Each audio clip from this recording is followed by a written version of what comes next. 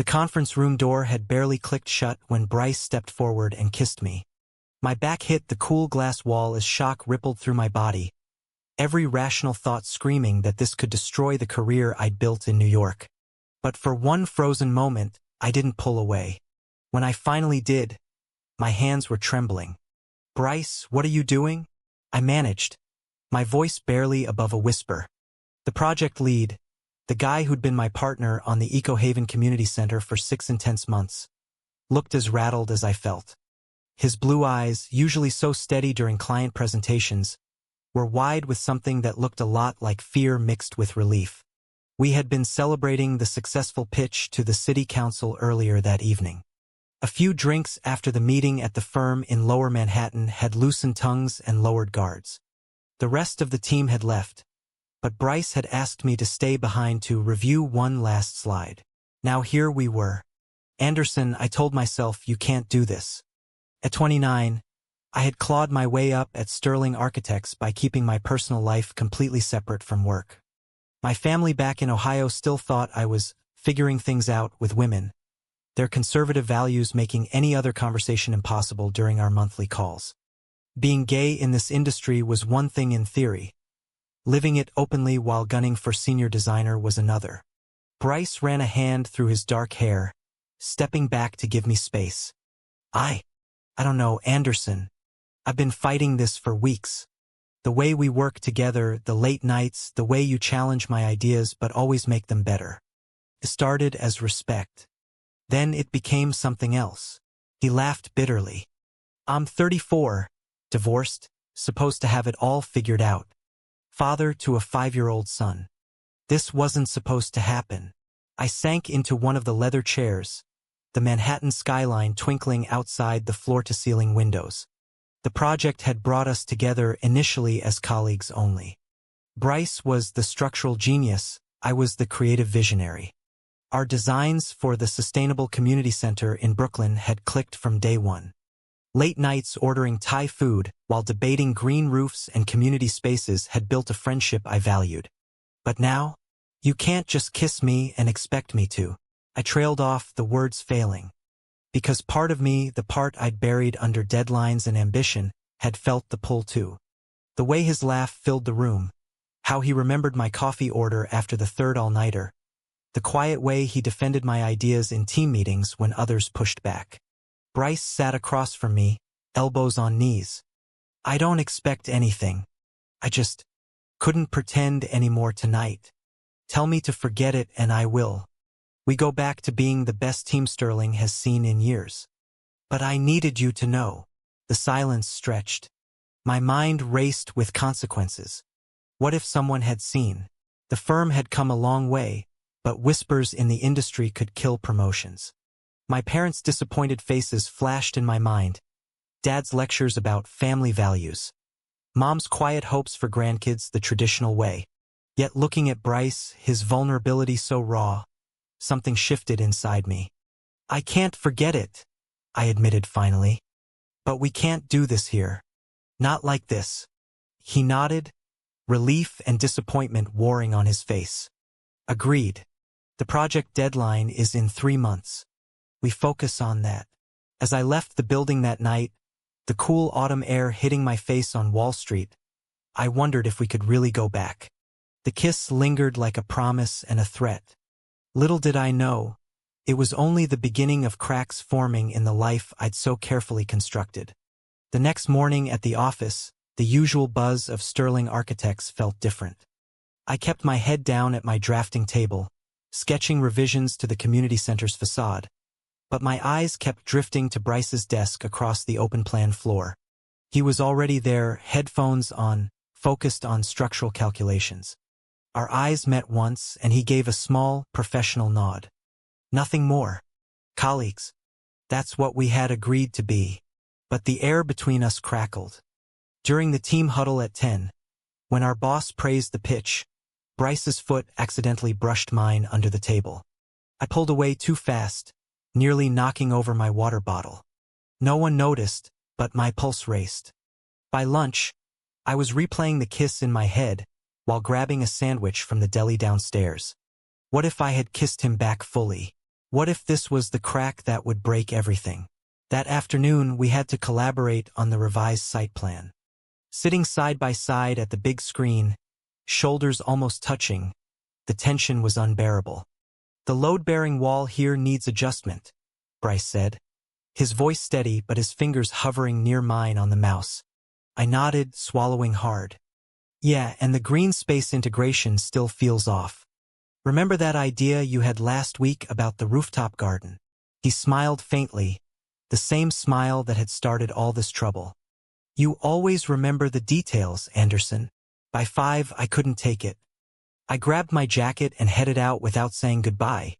On the subway ride home to my small apartment in Queens, I called my sister back in Ohio. "How's the big city treating you?" she asked, her voice warm and familiar. "Any new girls on the horizon?"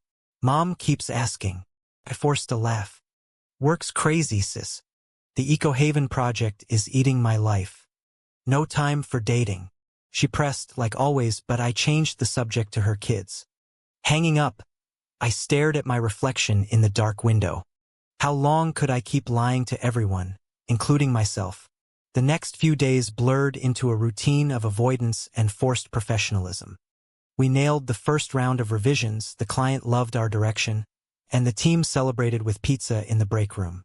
Bryce and I sat at opposite ends of the table, laughing at the right moments, but every joke felt edged with something unspoken. One evening, as the office emptied, he lingered at my desk. "Anderson, we need to talk." "Not here. Coffee after work tomorrow." I hesitated, then nodded. "Yeah." Neutral ground. That night, alone with a beer on my tiny balcony overlooking the elevated train, I admitted the truth to myself for the first time. The kiss hadn't been a mistake. It had been a mirror, forcing me to see the feelings I'd been dodging since the day Bryce walked into the first project meeting 6 months ago with his easy confidence and those damn blue eyes. But admitting it meant risking everything. My job, my family's approval, the safe life I'd built. And Bryce had a son. A real life with responsibilities. What right did I have to complicate that? The following afternoon, we met at a quiet cafe near Bryant Park. The fall leaves were turning gold, and the city felt alive in a way that made my chest tight. Bryce arrived in his usual button-down, sleeves rolled up, looking as exhausted as I felt. "I meant what I said," he started before I could speak. "I won't push. But I can't keep working like this if we're both pretending. The project matters, but so does this." He gestured between us. "Whatever this is." I stirred my coffee, staring at the swirl. "Bryce, I'm not like you. I've never. My family, the firm, everything. This could blow up in our faces." He leaned in, voice low. "I know. I have a kid, Anderson. Shared custody with my ex. She doesn't know either. But living half a life isn't working for me anymore. Not after feeling what I feel when I'm around you." His honesty hit hard. We talked for 2 hours about the project, about our pasts, about the fear that kept us silent. By the time we parted on the sidewalk, nothing was resolved, but something had shifted. We weren't just colleagues anymore. And as I walked away, the weight of that truth settled in my gut like the start of a storm I couldn't outrun. The days after our cafe conversation passed in a haze of forced normalcy at Sterling Architects. The Eco Haven project was ramping up, with daily client calls and endless revisions to the community center plans.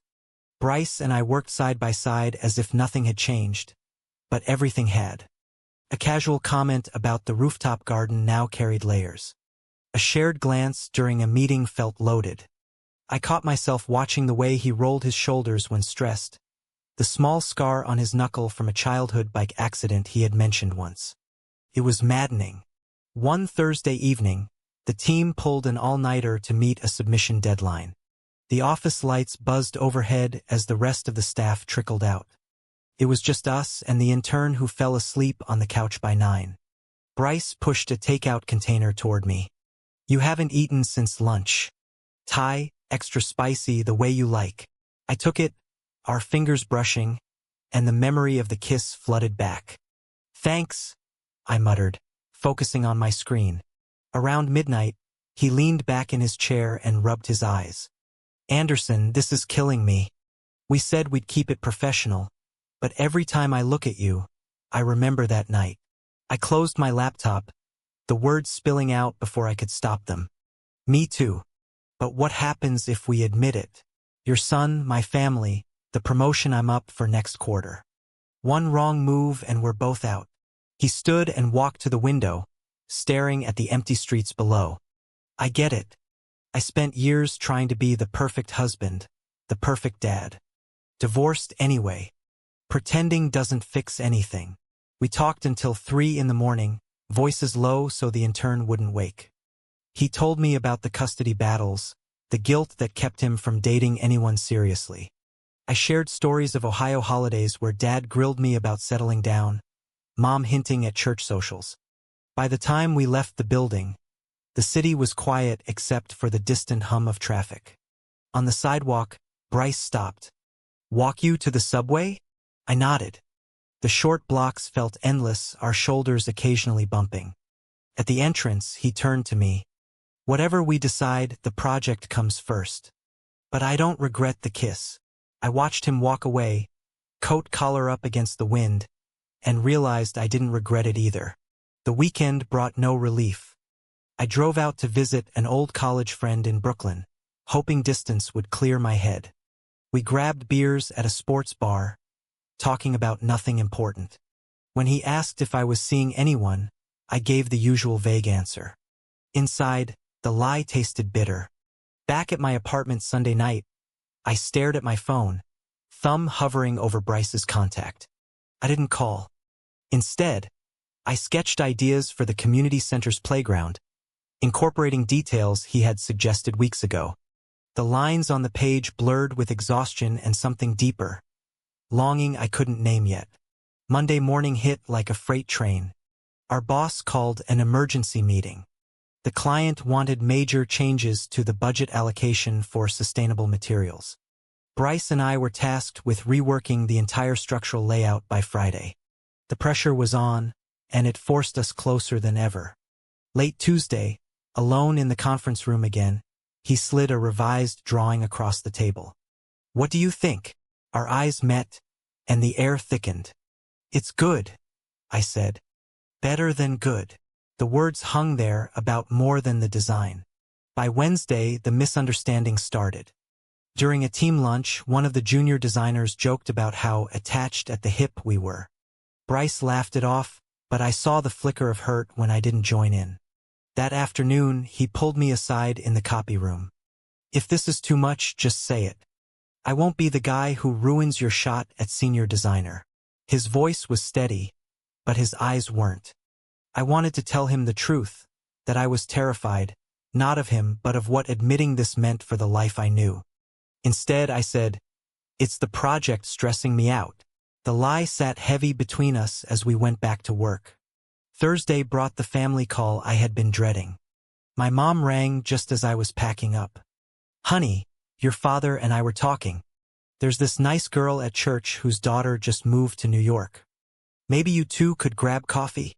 I gripped the phone, staring at Bryce across the floor, deep in conversation with the intern.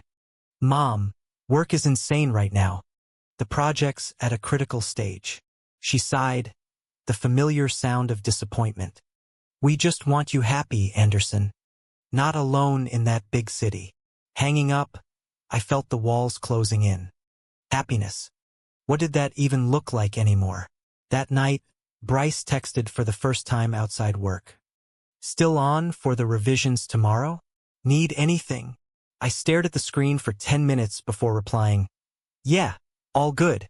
Simple words, but they felt like a lifeline and a chain at the same time. The emotional gay story unfolding between us was no longer just a kiss. It was becoming impossible to ignore, pulling us deeper into choices neither of us had planned for.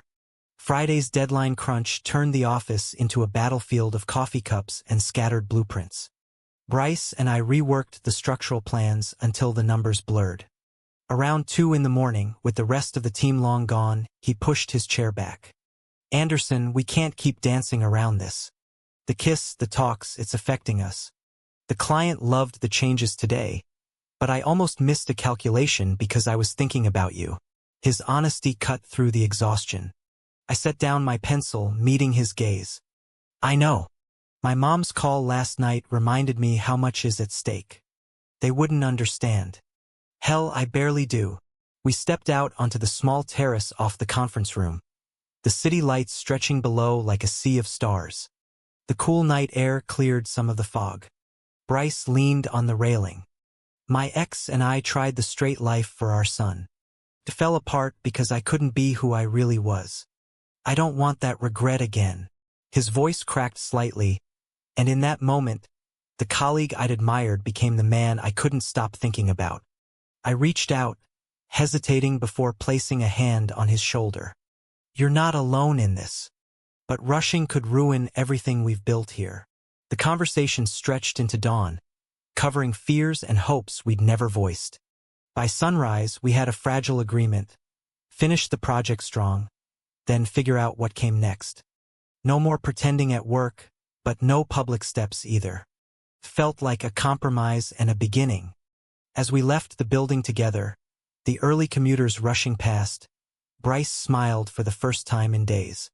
Coffee run? My treat.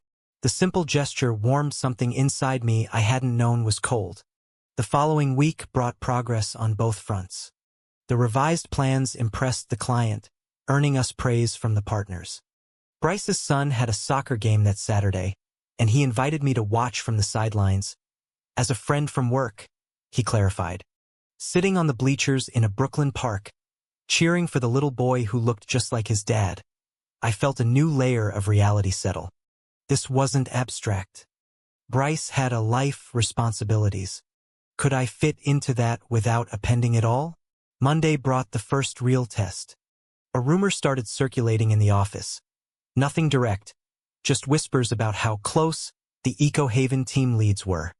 One junior architect made a joke in the break room about bromance goals.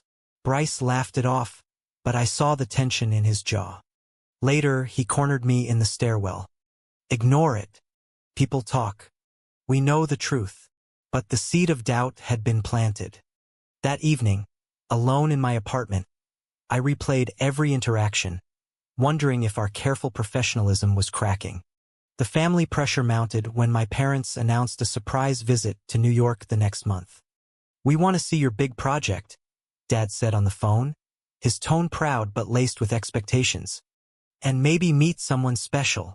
I hung up and immediately called Bryce. They're coming. I don't know how to handle it. His voice was calm over the line. One day at a time, Anderson. We'll get through the project first.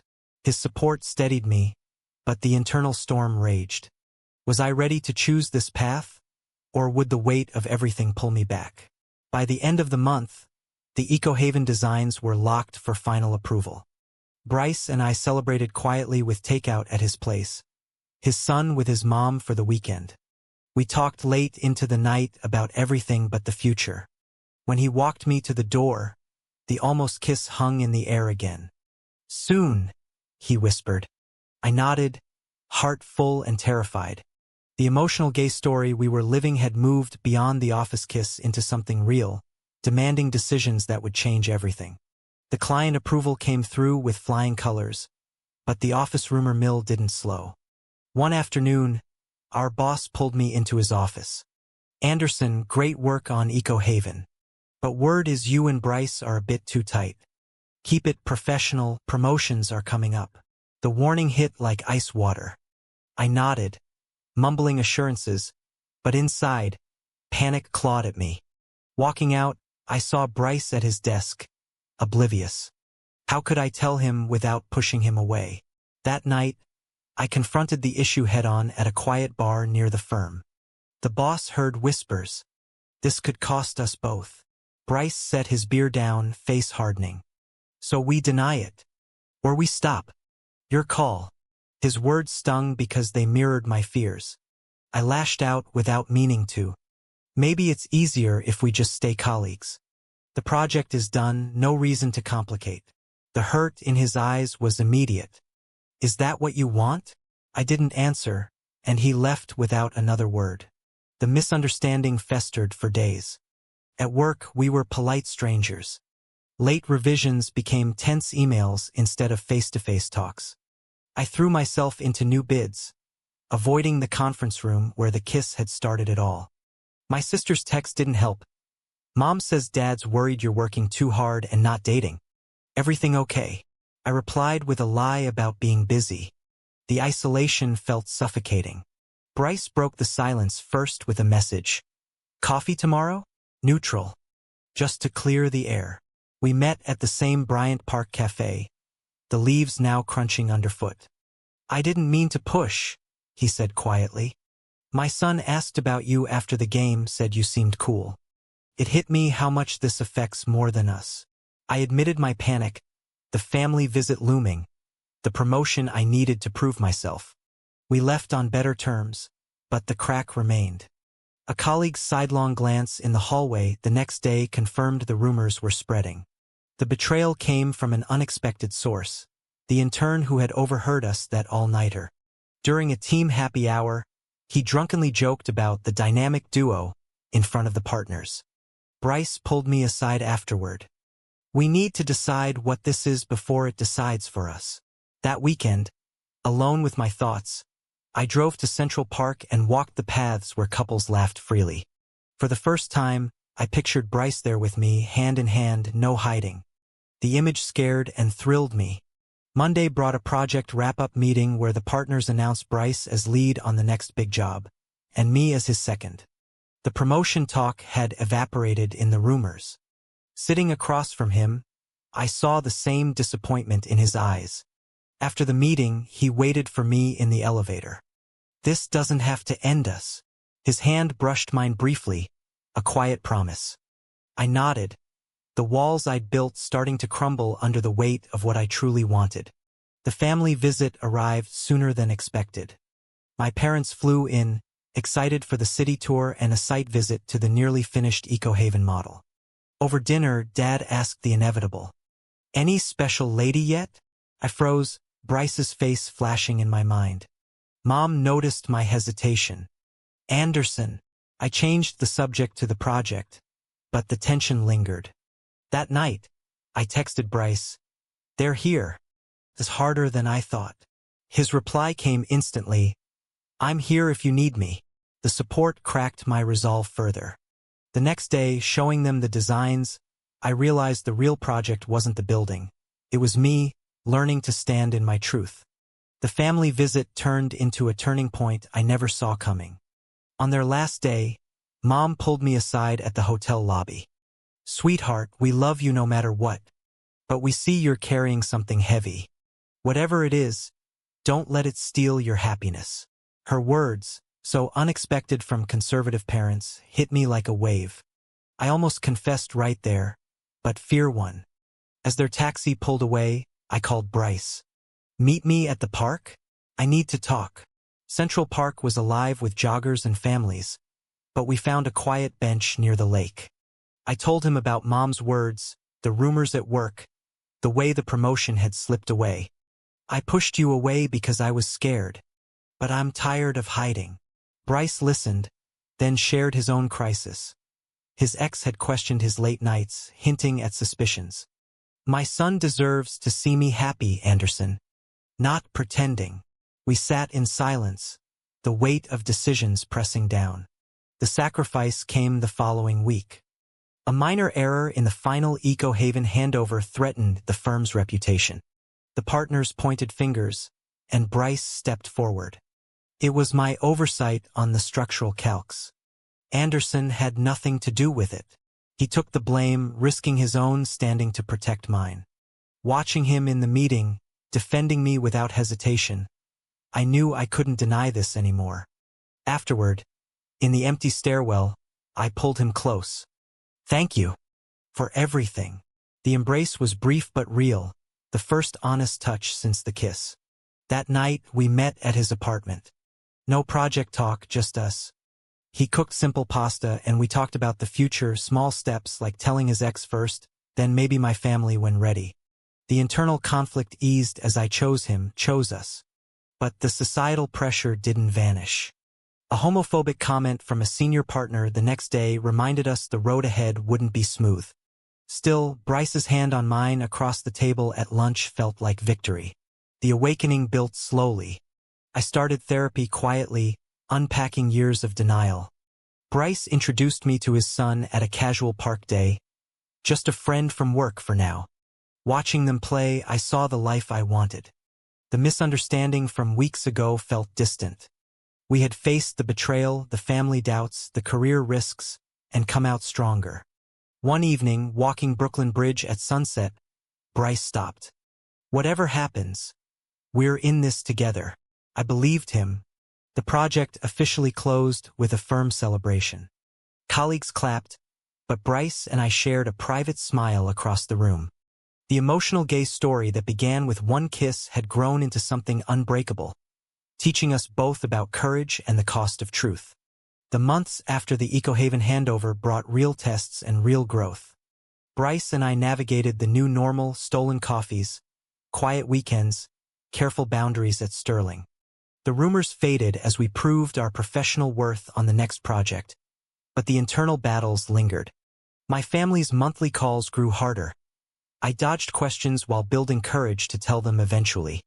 Bryce's son warmed to me during our friend outings, his laughter a reminder of what mattered most.